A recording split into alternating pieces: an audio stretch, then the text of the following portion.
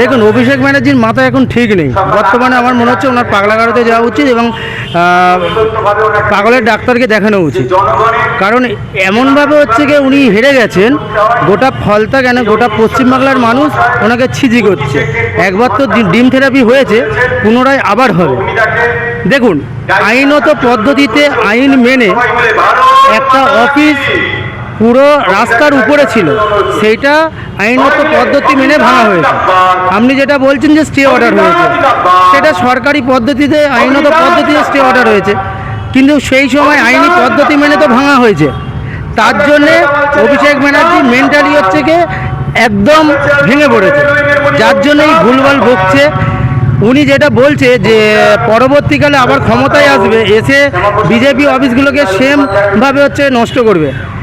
দেখুন, একটা criminal minded একজন মানুষ, যে কিনা আগে সমস্ত সিপিএমের অফিসগুলোকে নিজের দায়িত্বে নিয়ে নিয়েছে, প্রত্যেক মানুষের সম্পত্তি বাজেয়াপ্ত করে নিজের দখলে করে নিয়েছে, তার দলের লোকেরা করেছে।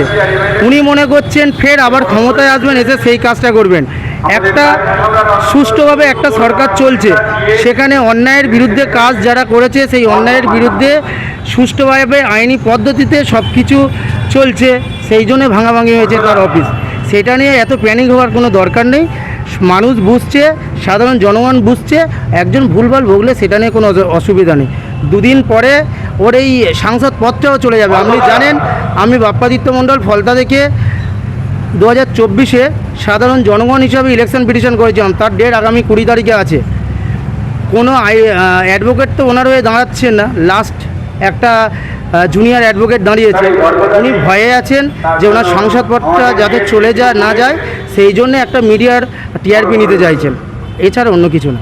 অভিষেক বন্দ্যোপাধ্যায় কালকে একটা অভিযোগও করেছেন যে শুধু প্রশাসনের লোক না, গেরুয়া গলায় দিয়ে বা গামছা গলায় দিয়ে প্রচুর বিজেপি কর্মী তারা আমার অফিসের অনেক মূল্যবান জিনিস বিচার আমরা আগামী দিনে নেব। এটা নিয়ে দেখুন, যেটা বলছে একদম ভুল কথা বলছে। আজকের কি গেরুয়া গামছা বা গেরুয়া হচ্ছে গিয়ে কোনো কাপড় যদি কেউ মাথায় দিয়ে সেটা কাজ করে, সে কি আমাদের বিজেপি কর্মী হয়ে যায়? একটা রাস্তায় তাহলে এত হচ্ছে গেরুয়া কাপড় ঝুলছে, এত দোকানে গেরুয়া কাপড় বিক্রি হচ্ছে, তাহলে সবাই কি বিজেপি? উনি যেটা বলছেন সম্পূর্ণ ভুল কথা বলছেন। প্রশাসন আছে, ক্যামেরা আছে, সবার মাধ্যমে তো এটা হচ্ছে, সবার সামনে এটা হচ্ছে। আপনি ভালোভাবে জানেন, কোনো আইনি পদ্ধতিতে কোনো কাজ যদি করা হয়, এটা পুরোটাই ফুটেজ থাকে। তাহলে উনি হচ্ছে কি আইনি পদ্ধতিতে যান, সরকারের বিরুদ্ধে কেস করুন, সঠিক হচ্ছে গিয়ে বিচার পাবেন।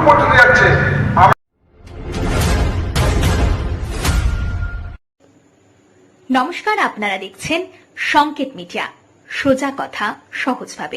Subscribe our channel. Press the bell icon.